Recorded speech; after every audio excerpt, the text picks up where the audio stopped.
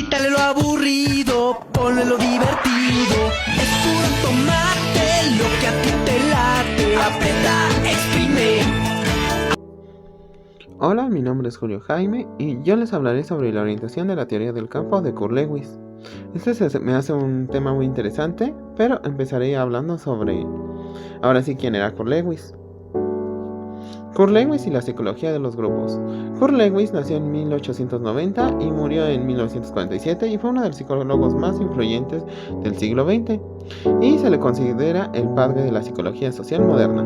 Sus investigaciones permitieron comprender cómo las personas se comportan dentro de los grupos y cómo estos influyen en sus decisiones, emociones y actitudes. Él nació en Prusia Oriental y estudió medicina, filosofía y psicología en Berlín. Trabajó junto a los fundadores de la psicología de la Gestalt, Wertheimer, Köhler y Kafka. Y debido al ascenso del nazismo, emigró a Estados Unidos en 1933.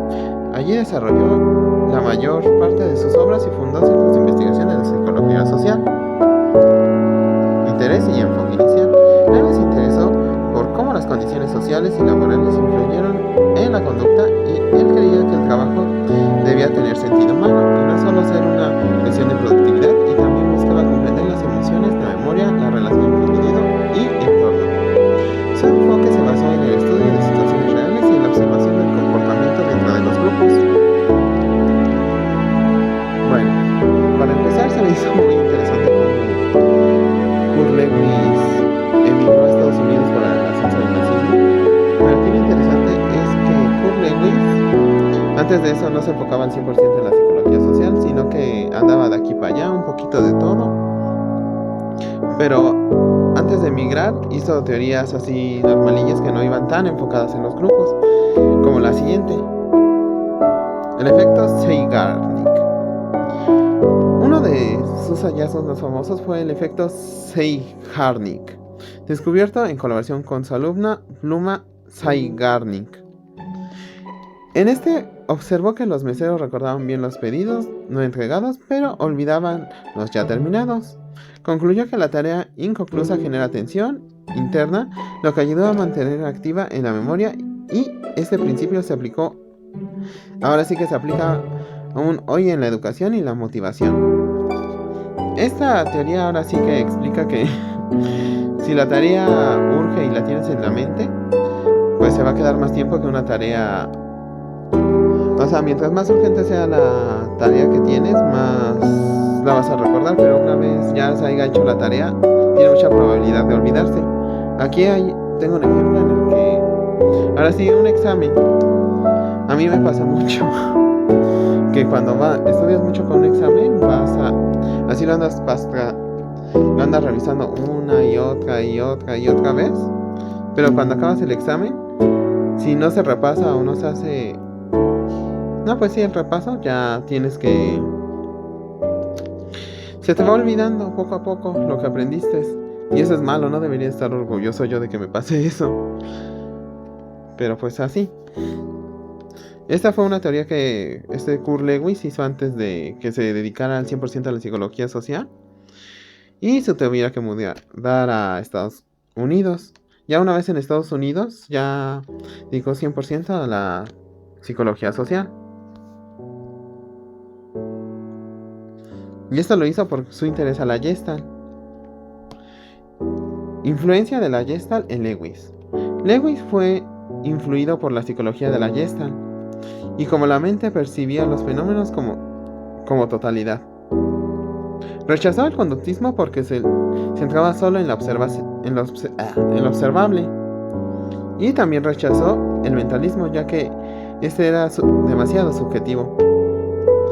Y los tres, ahora sí, puntos clave por los que se influenció más por la Gestalt fueron estos: el holismo, que es la conducta que debe entenderse como un todo; la dinámica, que es el comportamiento, cómo el comportamiento cambia según las interacciones; y el isomorfismo psicofísico, que es lo mental que refleja lo físico en el cerebro.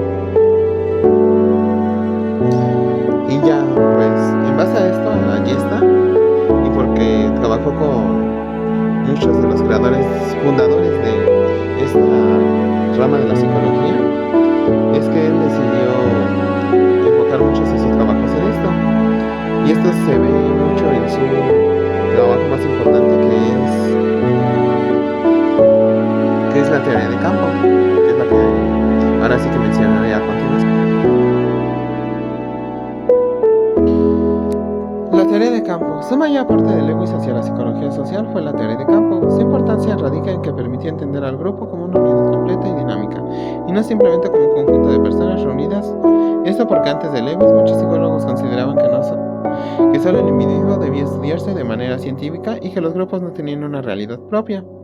O sea, que pensaban que era como una especie de complemento a los grupos, las personas con las que te juntas, y que no afectaba en realidad a la psicología, siendo todo lo contrario.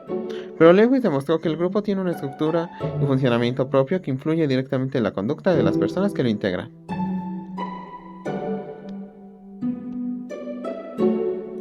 Lewis basó los principios de la psicología de la Gestalt, que es lo que venía explicando hace 2 diapositivas anteriores, que basó en principios de la Gestalt su teoría de campo, y afirma que el todo es más que la suma de sus partes. Aplicó que esta idea de los grupos humanos, diciendo que un grupo no puede entenderse únicamente observando a cada miembro por separado, sino que debe analizarse como un sistema de relaciones e influencias mutuas. Este enfoque permitió que los grupos fueran considerados una unidad de análisis básico dentro de la psicología social. Además, Lewis fue pionero en aplicar método experimental al estudio de los grupos, que hasta ese momento la psicología social se basaba sobre todo en observaciones o teorías sin comprobación. Pero Lewis en cambio impulsó la investigación práctica, lo que dio origen a los experimentos de campo, donde se estudiaban los comportamientos grupales en contextos reales. O sea, que aparte de Lewis ahora sí que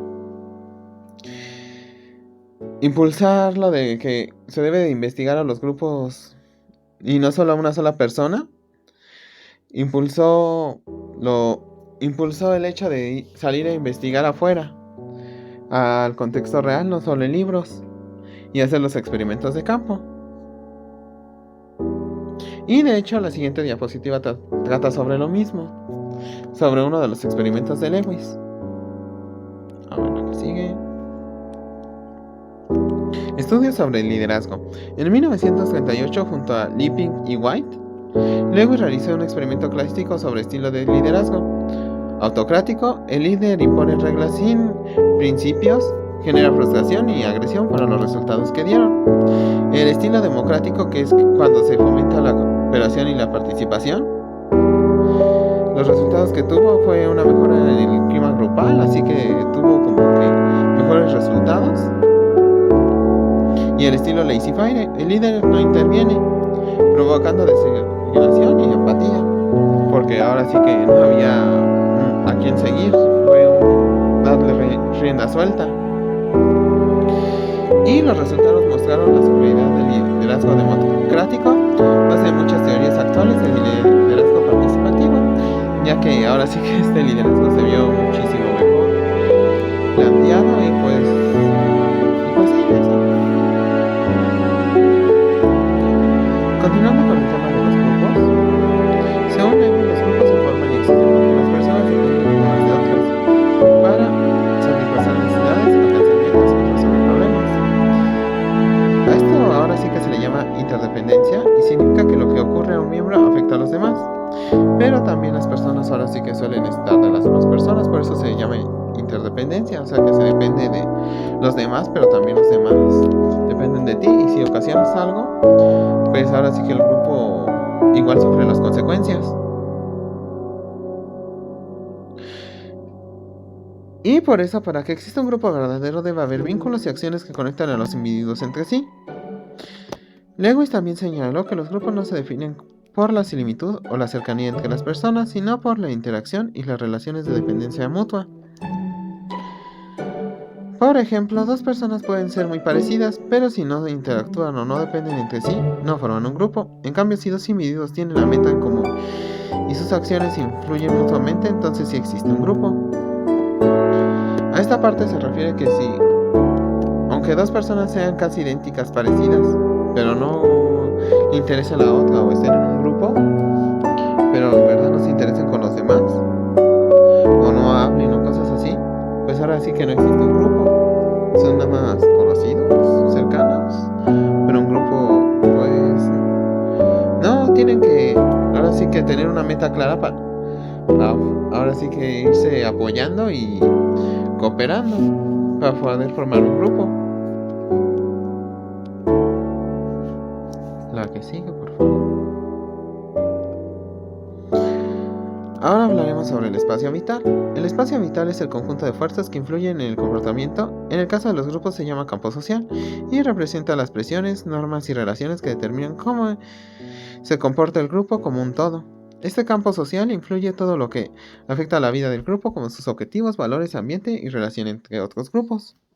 Esto quiere decir más o menos que es como que las características que tiene el grupo, a qué aspira, qué reglas entre ellos tienen, cómo se llevan con otros grupos, para ahora sí que no afectar a los demás, y todo eso que es importante para los grupos. Más adelante daremos unos conceptos y características del espacio vital. En todo grupo hay una tensión constante entre los individuos y lo colectivo. Si el grupo impone sus reglas sin permitir la expresión personal, los miembros se frustran, y también si cada persona actúa solo por interés propio, el grupo se desorganiza. El equilibrio se logra cuando se respeta la individualidad, pero también se mantiene la cohesión y la cooperación. En esta parte a lo que me refiero, o se refiere Lewis, o nos referimos, es que cuando un grupo impone sus normas, pues ahora sí que los miembros dentro del grupo se pueden llegar a hartar o conformar y pueden salirse del grupo. O también lo contrario, si las personas dentro se empiezan a imponer muchas cosas, pues también se salen. Para esto igual sirve lo de los conflictos, para saber cómo son. Ahora sí que se ocasionan los conflictos. ¿Qué es lo que vamos a hablar a continuación sobre los tipos de conflicto? Tipos de conflictos. Lewis dijo que el conflicto ocurre cuando las fuerzas opuestas se equilibran, y distinguía entre tres tipos de conflictos psicológicos. El primer tipo de conflicto que puso es aproximación, que es cuando se tiene que elegir entre dos opciones positivas.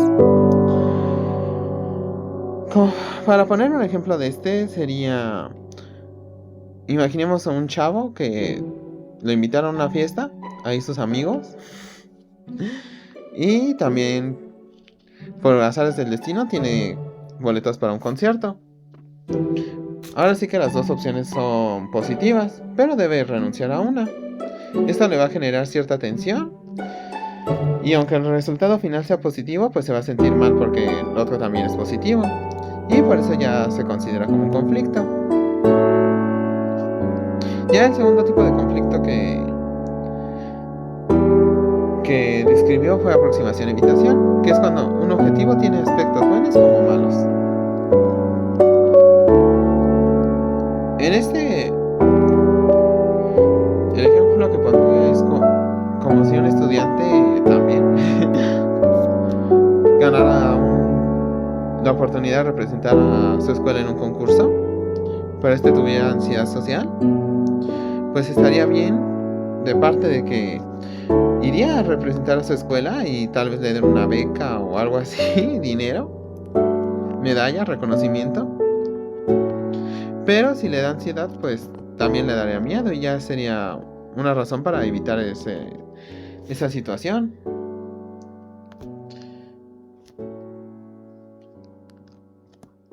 Y por último, evitación. El último tipo de conflicto que vio Lewis, y es cuando se elige entre dos alternativas negativas. Aquí las dos opciones son igualmente desagradables. El ejemplo que pondría es que un alumno reprueba un examen y tiene dos alternativas para pasarlo, para recuperar esos puntos, que sería rehacer el examen difícil, o sea, volverlo a hacer, o entregar un proyecto muy largo y complicado. Las dos tareas son tediosas o aburridas y pues no se quisiera hacer ninguna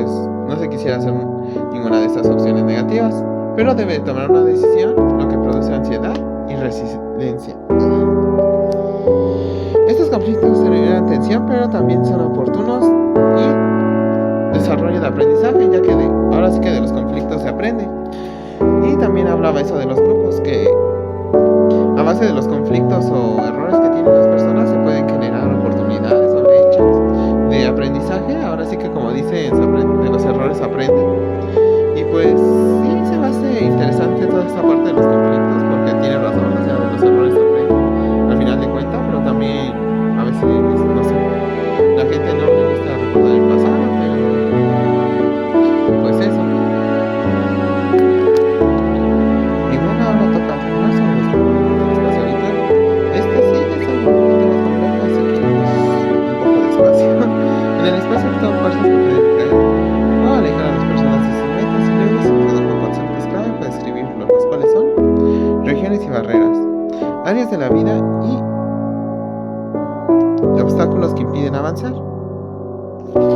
Bueno, pues las regiones ahora sí que hace referencia a las áreas dentro del mundo psicológico del individuo. O sea, no las áreas reales, sino como que áreas que tienen objetivo, tarea o situación diferente. Digamos que una región sería estudiar para un examen, salir con un amigo, trabajar de medio tiempo, descansar. O sea, son acciones que se tienen que hacer dentro del mundo psicológico, o por así decirlo, o sea, no el lugar donde se encuentra realmente, sino donde se hacen. Y las barreras son, ahora sí que son los obstáculos psicológicos reales que impiden hacer esa acción y completar la meta. Por ejemplo, que haya falta de tiempo, que yo que sé, quieras estudiar y te falte tiempo, tengas muchas distracciones o no entiendas un tema. Esas son las barreras que se encuentran. Ahora la valencia, que es el grado de atracción o rechazo hacia un objetivo. Esta pues son los grados de atracción y rechazo que tiene una persona hacia un trabajo o una cuestión.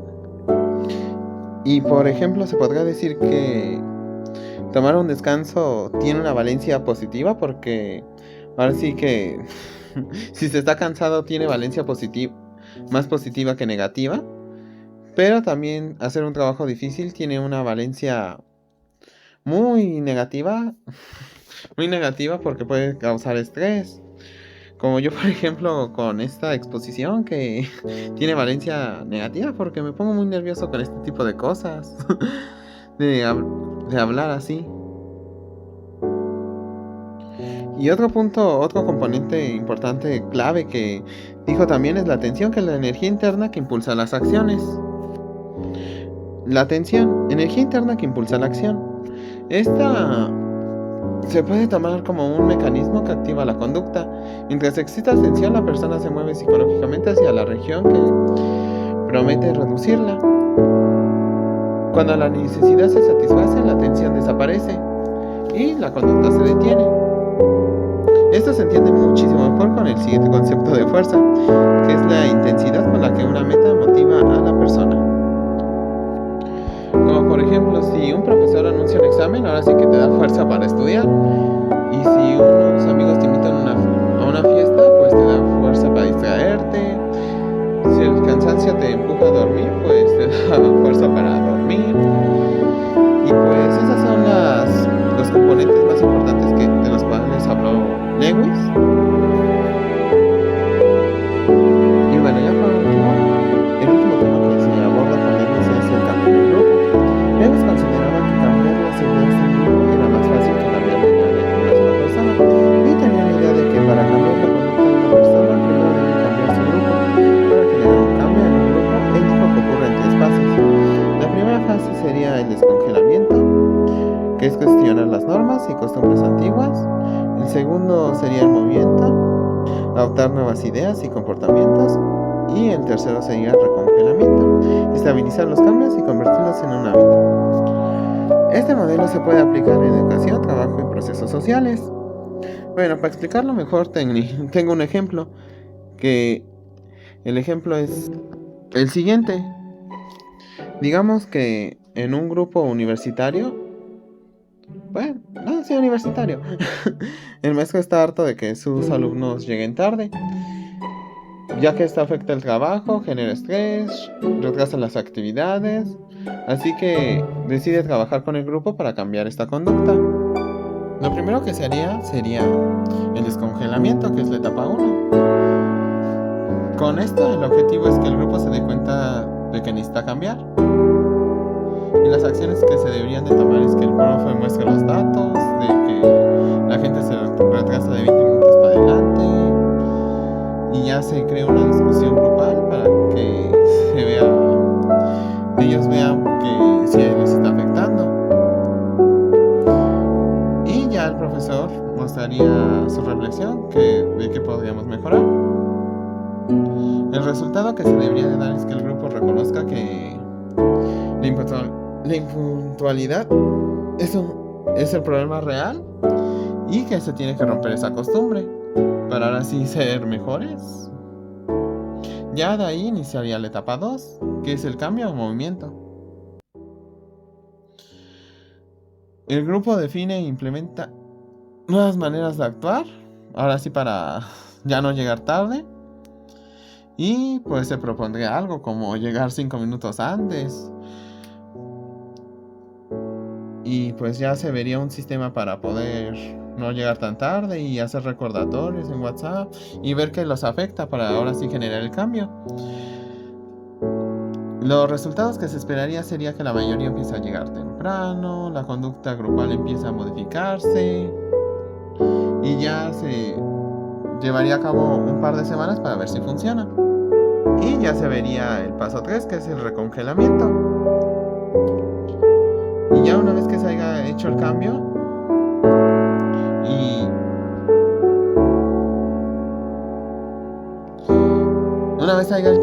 el objetivo sería fijarlo para que no... El objetivo sería fijarlo para que ya no se vuelva a hacer. Y esto sería a base de ver que los alumnos en verdad se den cuenta que este cambio en verdad les ha beneficiado y les ha hecho más bien que mal. Y ya lo que se lograría con esto es que los alumnos lleguen más temprano y ya sea como una norma, ya no sea nada más como un experimento y se haya logrado el cambio en verdad. Ya por último veremos el legado de Lewis. En 1946 fundó el Centro de Investigación de Dinámica de Grupos, lo cual fue un gran aporte para la psicología, y luego murió, pero su trabajo influyó en la psicología organizacional, la educación, la motivación y el liderazgo, y su legado perdura en la idea de que el individuo y el grupo forman un sistema inseparable donde el cambio en uno afecta al otro.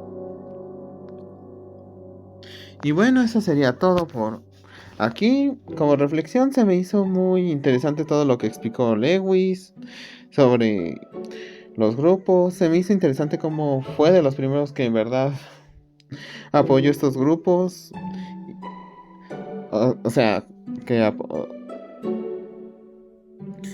Y bueno, eso es todo. Muchas gracias por llegar hasta esta parte del video. Espero haber sido claro con los puntos que quise dar a entender. Y pues como conclusión se me hizo muy interesante lo que dijo Lewis sobre los grupos, como este fue un gran aporte para los grupos hasta cuando murió, porque se crearon varias organizaciones, varias escuelas en base a la psicología de los grupos, y como gracias a él se vio más parámetros, se vio lo de las investigaciones de campo, se vio lo de los conflictos en los grupos, cómo estos no solo afectaban, sino ayudaban. Se me hizo positivo esa parte, pero el análisis de los conflictos también se me hizo interesante. Y pues su teoría de campo está muy bien trabajada. me gustó y pues eso ahora sí que ya sería todo. Muchas gracias por ver este video. Y ahí están las referencias del libro donde lo saqué. Gracias, eso es todo.